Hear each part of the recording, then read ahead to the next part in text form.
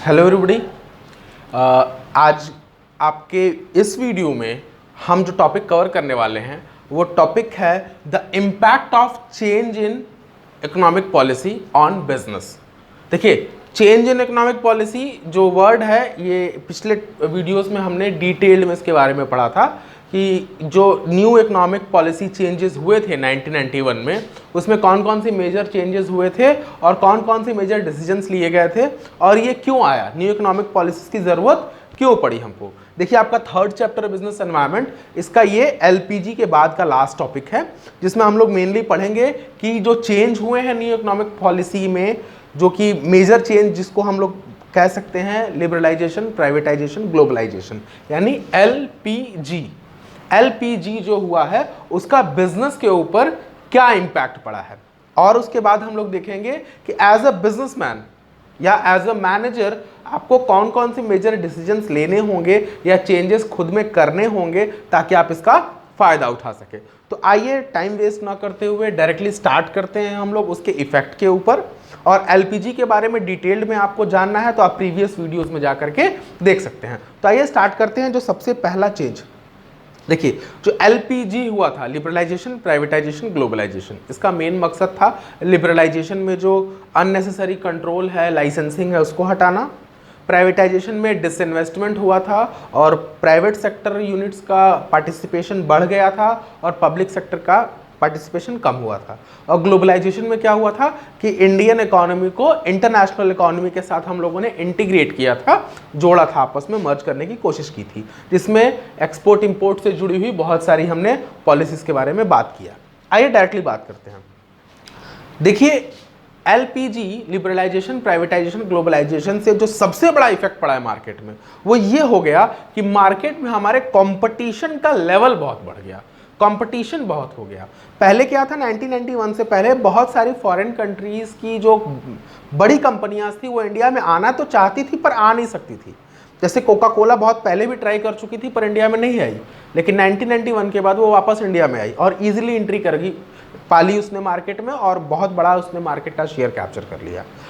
ऐसे ही जो कंपटीशन है वो बहुत ज़्यादा बढ़ गया। पहले क्या था, इंडियन मार्केट में कंपटीशन केवल इंडियन कंपनीज के साथ था, इंडियन ब्रांड्स के साथ था, लेकिन हुआ क्या, अब इंटरनेशनल कंपनियां आने लगी। इसकी वजह से हुआ क्या कि हमारे यहाँ पे नंबर ऑफ कंपनीज बहुत बढ़ गई।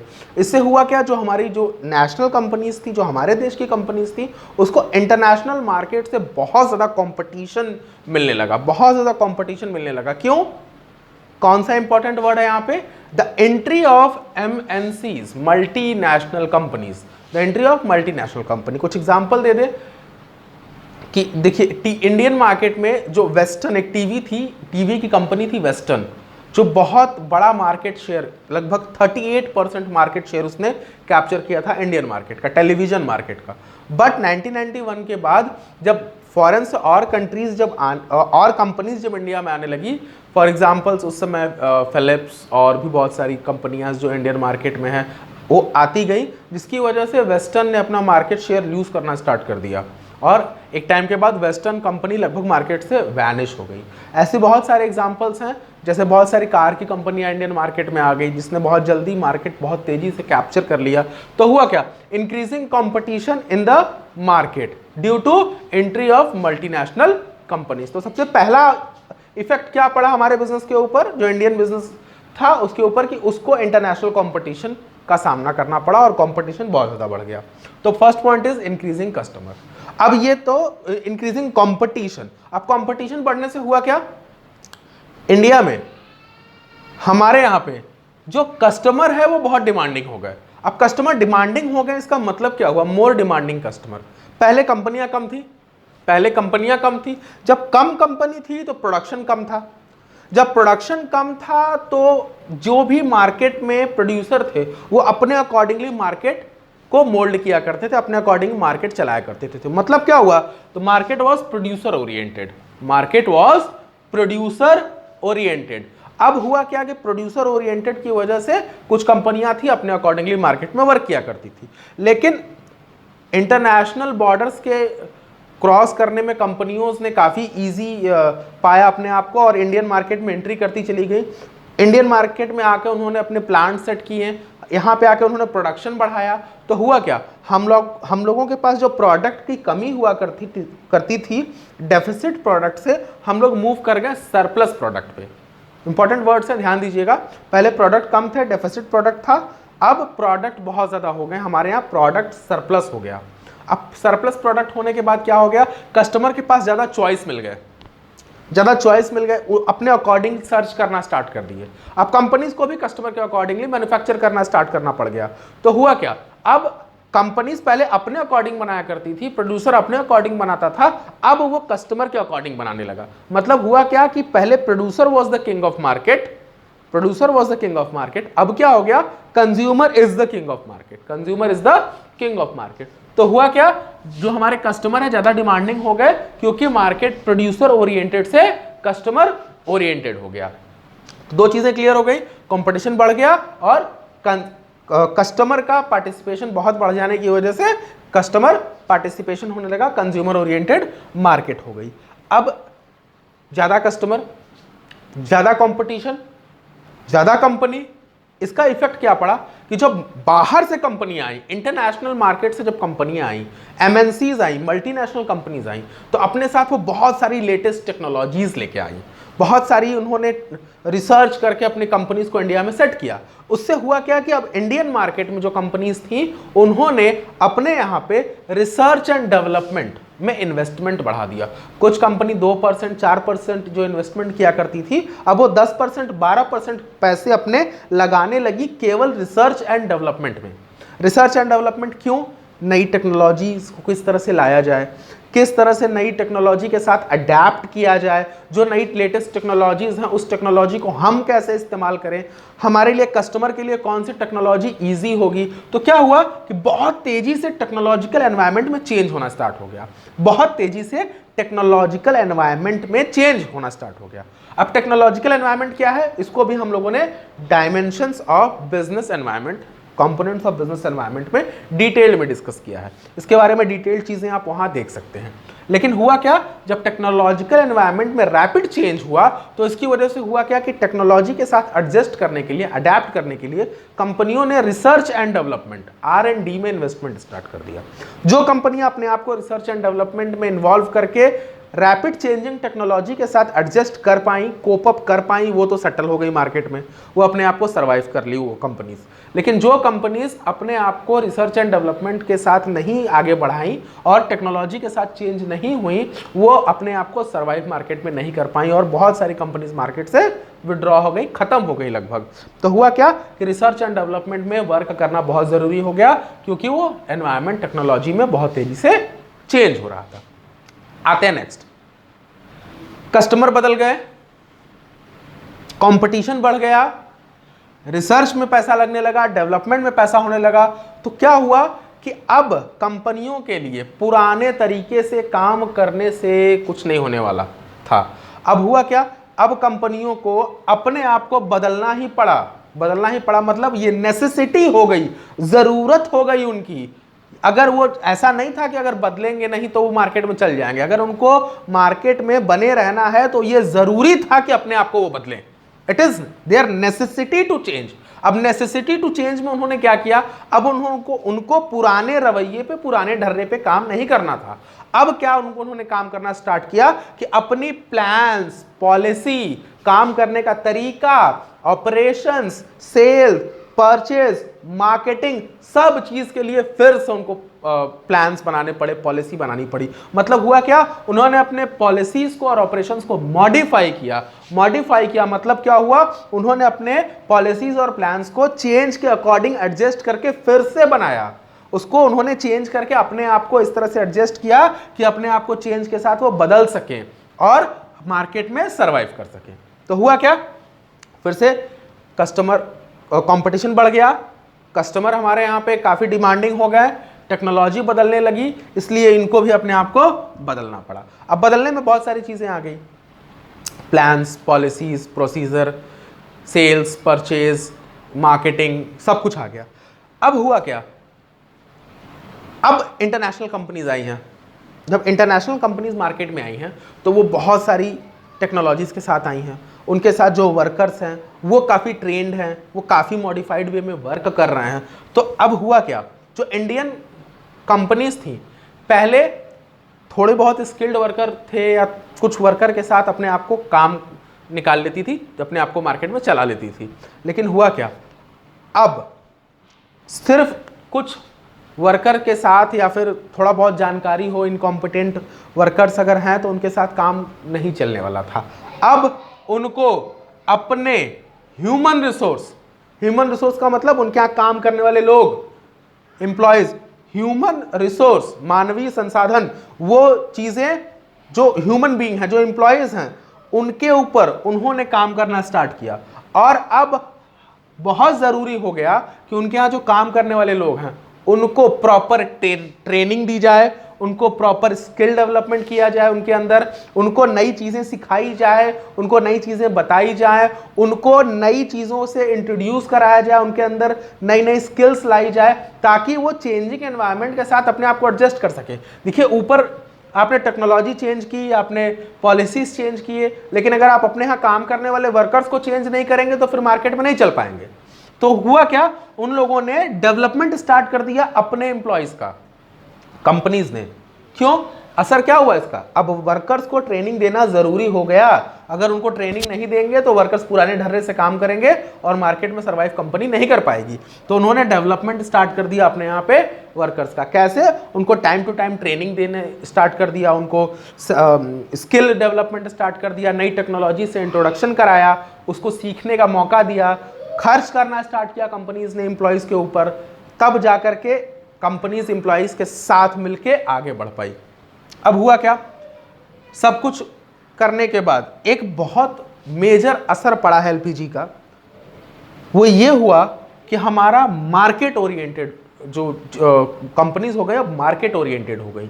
अब मार्केट ओरिएंटेड हो जाने का मतलब क्या है, देखिए, दो कॉन्सेप्ट है मार्केटिंग में, एक सेलिंग कॉन्सेप्ट, एक मार्केटिंग कॉन्सेप्ट। ये आप लोगों के पार्ट बी में एक चैप्टर है मार्केटिंग मैनेजमेंट, उसमें फिलॉसफीज ऑफ मार्केटिंग में इन सब के बारे में डिटेल में बताया गया है। फिर फिलहाल मैं यहाँ पे आप लोग को थोड़ा सा इंट्रोडक्शन दे देता हूँ। सेलिंग कॉन्सेप्ट का मतलब हो गया कि आपने जो भी प्रोड्यूस किया उसको बेच दीजिए, जो भी प्रोड्यूस किया उसको बेच दीजिए। और इसके लिए बहुत ज़्यादा पैसा प्रचार में खर्च होता था, एडवर्टीजमेंट में। एडवर्टीजमेंट में जो आपने प्रोड्यूस किया उसको बेच दीजिए किसी भी तरीके से, ये होता है सेलिंग कॉन्सेप्ट। मार्केटिंग कॉन्सेप्ट का मतलब क्या होता है, मार्केटिंग कॉन्सेप्ट का मतलब हुआ है जो आपने बनाया है वो मत बेचिए, जो मार्केट में लोगों को चाहिए वो बनाइए और उसके बाद कस्टमर को सेटिस्फाई करिए। मतलब दोनों में डिफरेंस क्या है, यहां जो बनाया वो बेचिए, यहां जो कस्टमर को चाहिए वो बनाइए और बेचिए। मतलब यहां पे मेन फोकस क्या था, customer satisfaction. Customer satisfaction, understand the need and wants of customer, understand the need and wants of customer, then produce the product and sell them. मतलब कस्टमर सेटिस्फैक्शन यहां पे ज्यादा इंपॉर्टेंट था। अब एलपीजी, लिबरलाइजेशन, प्राइवेटाइजेशन, ग्लोबलाइजेशन से market के ऊपर ये इफेक्ट पड़ा कि अब मार्केट सेलिंग ओरिएंटेड ज्यादा ना होकर के अब मार्केटिंग ओरिएंटेड हो गई। मतलब अब सेलिंग कॉन्सेप्ट से मार्केट बिजनेस जा चुका है मार्केटिंग कॉन्सेप्ट पे। मतलब कुछ भी बना के नहीं बेचना है, अब वो बना के बेचना है जो मार्केट में कस्टमर को चाहिए, क्योंकि कस्टमर सेटिस्फैक्शन पे उनको ध्यान देना है। तो ये होगी मार्केट ओरिएंटेड। नेक्स्ट बड़ा इंपॉर्टेंट टॉपिक है, ध्यान से सुनिएगा, loss of budgetary support to public sector. इसको ध्यान से देखिएगा। एलपीजी में जो वर्ड है पी, प्राइवेटाइजेशन। प्राइवेटाइजेशन का मतलब क्या था कि जो प्राइवेट सेक्टर है उसका पार्टिसिपेशन ज्यादा हो, पब्लिक सेक्टर का पार्टिसिपेशन कम हो। डिसइन्वेस्टमेंट के माध्यम से प्राइवेट सेक्टर पब्लिक सेक्टर में इन्वेस्टमेंट करती थी, उसको अलाउ कर दिया गया। पहले क्या होता था, 1991 से पहले जब पब्लिक सेक्टर यूनिट्स लगातार लॉस में चलती थी या ढंग से काम नहीं करती थी, तो गवर्नमेंट को अलग से पैकेज अनाउंस करना पड़ता था। पैकेज का मतलब एक अलग से उनको प्लान अनाउंस करना पड़ता था। अब एक पैसा का एक पैकेज बना करके देना होता था पब्लिक सेक्टर यूनिट्स को कि आप जो लॉस में चल रही हैं, सरकार इस लॉस को बियर कर रहा है और सरकार अपनी तरफ से उनका खर्च उठाएगा। तो इससे होता क्या था, सरकार के ऊपर बर्डन बहुत हो गया था। अब सरकार ने प्राइवेटाइजेशन स्टार्ट कर दिया, तो अब सरकार अब बोझ नहीं उठा रही है। अब सरकार ने क्या कहा कि प्राइवेट कंपनी आएगी, आपको टेक ओवर कर लेगी। अगर आपने ढंग से काम नहीं किया, अगर आप इफेक्टिवनेस और इफिशियंसी के साथ वर्क नहीं करेंगे, तब तो आपको प्राइवेट सेक्टर आकर के टेक ओवर कर लेगी, डिसइन्वेस्टमेंट कर लेगी। तो हुआ क्या कि जो हमारा बजटरी सपोर्ट मिलता था पब्लिक सेक्टर को, वो पब्लिक सेक्टर को बजटरी सपोर्ट मिलना बंद हो गया और प्राइवेटाइजेशन की वजह से प्राइवेट कंपनीज की एंट्री हो गई और कंपनी को अपने आप को चेंज करना पड़ा प्राइवेट पब्लिक कंपनी को, ताकि वो मार्केट में टिक सके। तो हुआ क्या, loss of budgetary support to public sector. कुछ इंपॉर्टेंट वर्ड मैंने इसमें बोले थे, पैकेज अनाउंस करती थी जिसकी वजह से बर्डन होता था गवर्नमेंट के ऊपर। अब क्या हुआ, डिसइन्वेस्टमेंट हो गया, जिसकी वजह से अगर पब्लिक सेक्टर यूनिट्स इफेक्टिवली और इफिशियंसी के साथ वर्क नहीं करेंगी तो उनको टेक ओवर कर लिया जाएगा प्राइवेट सेक्टर के द्वारा। क्लियर है। Next, export a matter of survival. ये बड़ा मजेदार है। बहुत सारी कंपनी, इंडियन कंपनी, देखिए ग्लोबलाइजेशन से केवल बाहर से चीजें हमारे यहाँ नहीं आई, हमारे यहाँ से भी बहुत सारी कंपनी बाहर गई हैं। बहुत सारी ऐसी कंपनी जो इंडियन मार्केट में अच्छा नहीं कर पा रही थी, उनको मौका मिल गया कि वो इंडियन मार्केट में अगर अच्छा नहीं कर पा रही हैं तो इंटरनेशनल मार्केट में जाके बिजनेस कर सकती हैं। इससे हुआ क्या कि बहुत सारी कंपनी जो इंडियन मार्केट में अच्छे से काम नहीं कर पा रही थी, फॉरेन मार्केट में जाके अपना बिजनेस 2 गुना 3 गुना बढ़ा ले रही थी। कुछ कंपनी के लिए इंडियन मार्केट सैचुरेटेड हो चुका था, मतलब भर चुका था पूरी तरीके से, मतलब कस्टमर ने अच्छी तरीके से कंपनी के साथ काम करके उसको मार्केट में फैला दिया था। अब नए कस्टमर पाने के लिए, नई तरीके से काम करने के लिए ये कंपनियों के लिए जरूरी हो गया कि अगर मुझे सर्वाइव करना है तो मुझे अब इंटरनेशनल मार्केट में जाना होगा। कई बार वो इसलिए भी एक्सपोर्ट किया करते थे क्योंकि बाहर से कंपनी हमारे मार्केट में आ गई तो हमने अपने मार्केट में तो शेयर लूज कर दिया, अब हम बाहर के मार्केट में जाके वहां से शेयर ले लेंगे, मतलब बाहर के मार्केट में जाके वहां के मार्केट में हम अपने आप को सेटल करेंगे, स्टेबल करेंगे। तो ये हो गई कुछ इंपॉर्टेंट पॉइंट्स जो असर हुआ है, इंपैक्ट हुआ है न्यू इकोनॉमिक पॉलिसी या एलपीजी का बिजनेस के ऊपर। अब एक छोटा सा इसका रिवीजन, उसके बाद हम आपको बताएंगे एज ए मैनेजर आप कैसे वर्क करेंगे। देखिए, कंपटीशन बढ़ गया, कस्टमर हमारे यहाँ ज्यादा डिमांडिंग हो गए हैं, लगातार टेक्नोलॉजी बदलती रही हमारे यहाँ पे, कंपनी को अपनी प्लान्स एंड पॉलिसीज को मॉडिफाई करना पड़ा, प्रोसीजर को चेंज करना पड़ा, वर्कर्स के ऊपर ध्यान देने लगे लोग, मार्केट अब सेलिंग से ज्यादा कस्टमर के सेटिस्फेक्शन के ऊपर फोकस करने लगा, पब्लिक सेक्टर को इफेक्टिवली और एफिशिएंसी के ऊपर वर्क करना पड़ा, नहीं तो प्राइवेट सेक्टर आके डिसइन्वेस्टमेंट करके उनको टेक ओवर कर लेंगी, और जो कंपनीज इंडियन मार्केट में पहले से हैं वो अपने आप को और ज़्यादा सर्वाइव करने के लिए उनको एक्सपोर्ट का काम स्टार्ट करना पड़ गया। ये तो हो गया छोटा सा आपका इम्पैक्ट का हेडिंग्स। अब देखते हैं एज अ मैनेजर आपको क्या करना होगा। तो आप चाहें तो इस पॉइंट्स को नोट कर सकते हैं वीडियो पॉज करके। एज अ मैनेजर आपको क्या करना है इसको हम अभी नोट डाउन कर लेते हैं, नोट कर लीजिए आप।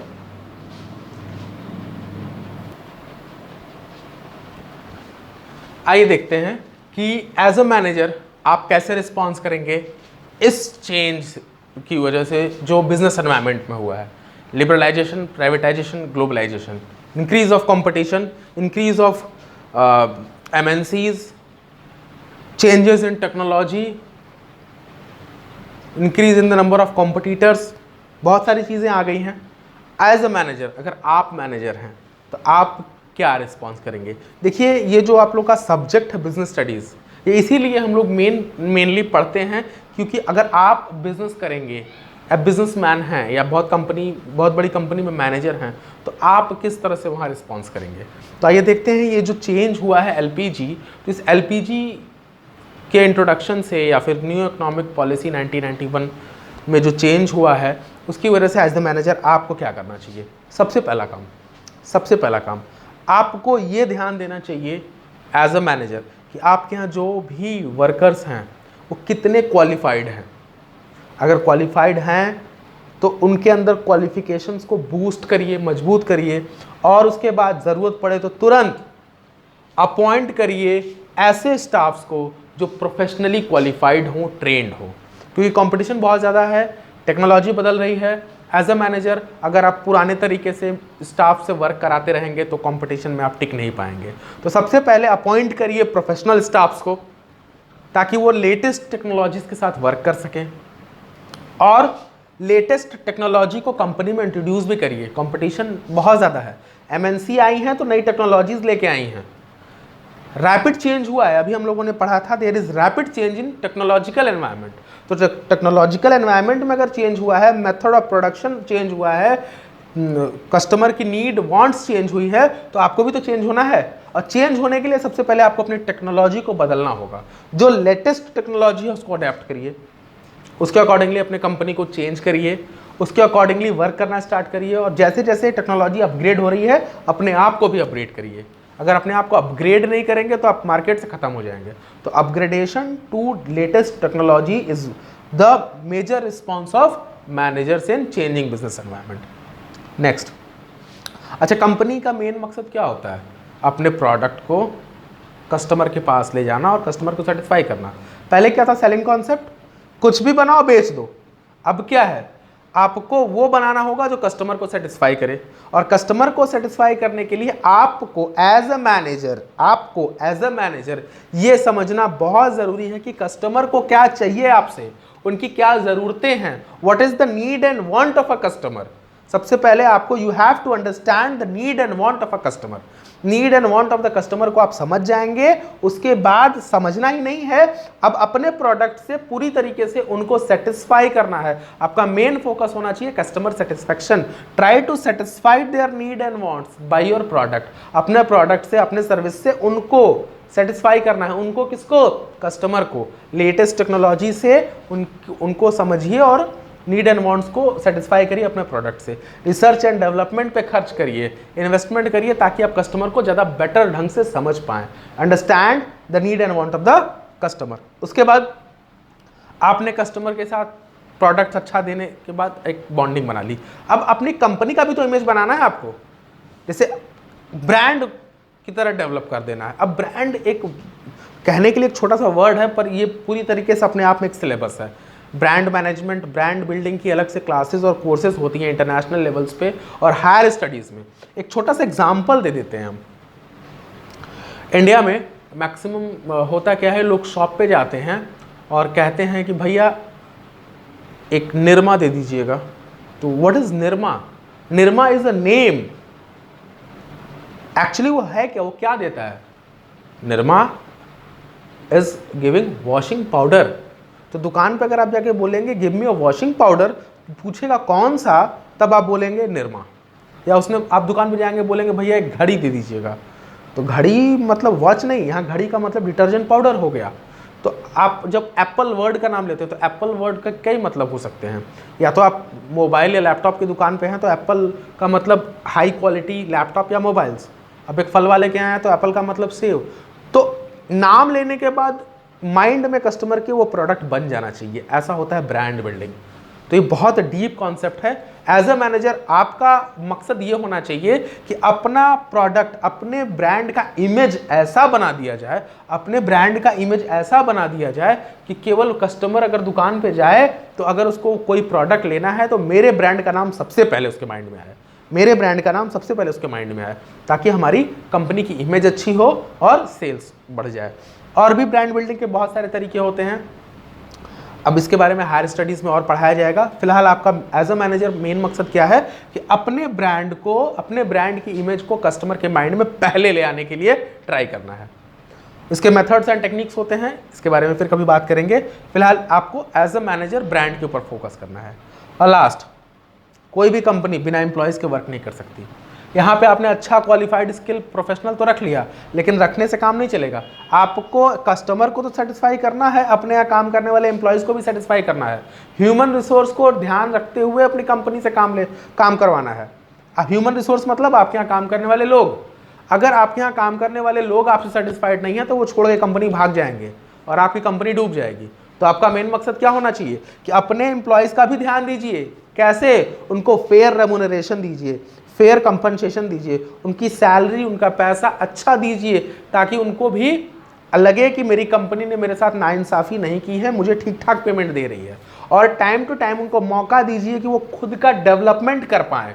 उनको प्रमोशन के चांसेस दीजिए, उनको ट्रेनिंग दीजिए, उनके डेवलपमेंट के ऊपर काम करिए एज अ मैनेजर। जब वो उनका ट्रेनिंग डेवलपमेंट अच्छा होगा, उनका विकास होगा, तो आपकी कंपनी का ऑटोमेटिकली विकास होगा।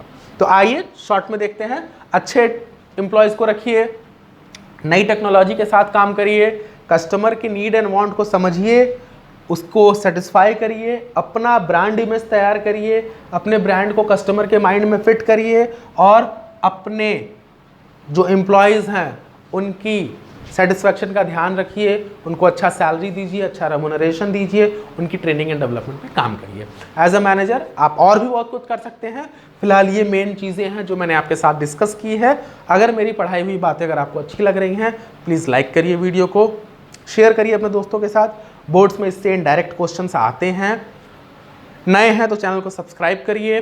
मैं आगे भी वीडियोस बनाता रहूँगा। बिजनेस एनवायरनमेंट चैप्टर में इतना ही, आगे और टॉपिक्स पे फिर डिस्कस करेंगे। फिर भी आपके पास कोई क्वेश्चंस है, डाउट्स है तो आप कमेंट सेक्शन में पूछ सकते हैं। आपके क्वेश्चंस का आंसर देने में मुझे अच्छा लगेगा। तब तक के लिए पढ़ते रहिए। Thank you very much.